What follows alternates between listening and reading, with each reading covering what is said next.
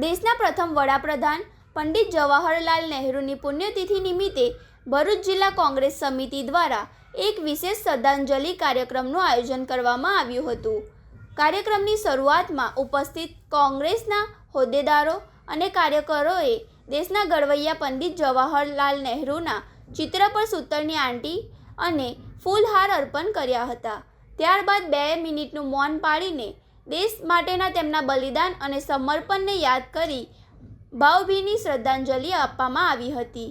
આ પ્રસંગે કોંગ્રેસના આગેવાનોએ જણાવ્યું હતું કે આધુનિક ભારતના નિર્માણમાં જવાહરલાલ નહેરુનો ફાળો અમૂલ્ય છે. તેમના દેશપ્રેમ અને દીર્ઘદ્રષ્ટિ અને વિકાસના કાર્યોને કારણે જ આજે ભારત વૈશ્વિક સ્તરે મજબૂત સ્થિતિમાં છે. ઉપસ્થિત તમામે નહેરુના પ્રગતિશીલ વિચારો અને આદર્શો પોતાના જીવનમાં ઉતારી દેશહિતમાં કાર્ય કરવાની અપીલ કરી હતી. આ શ્રદ્ધાંજલિ કાર્યક્રમમાં ભરૂચ શહેર કોંગ્રેસ સમિતિના જુબેર પટેલ, દિનેશ ખુમાણ સહિતના જિલ્લા અને શહેરના કોંગ્રેસના અગ્રણીઓ, વિવિધ મોરચાના પ્રમુખો, હોદ્દેદારો અને મોટી સંખ્યામાં કાર્યકરો હાજર રહ્યા હતા અને નહેરુના વિચારોને જન જન સુધી પહોંચાડવાનો સંકલ્પ કર્યો હતો.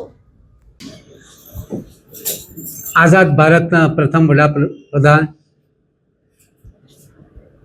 ભારતના આધુનિક ભારતના ઘડવૈયા,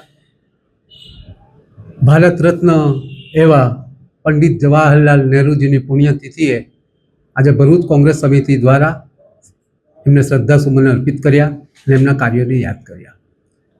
આઝાદ થયા પછી ભારતમાં 12% માત્ર લિટરસી રેટ હતો.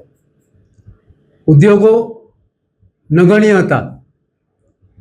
શિક્ષાથી લઈને, ઉદ્યોગથી લઈને, સંરક્ષણથી લઈને આજે જે ભારત વિશ્વમાં ઉભર્યું તેનો શ્રેય કોઈને જાય છે તો એ પંડિત નહેરુજીને છે.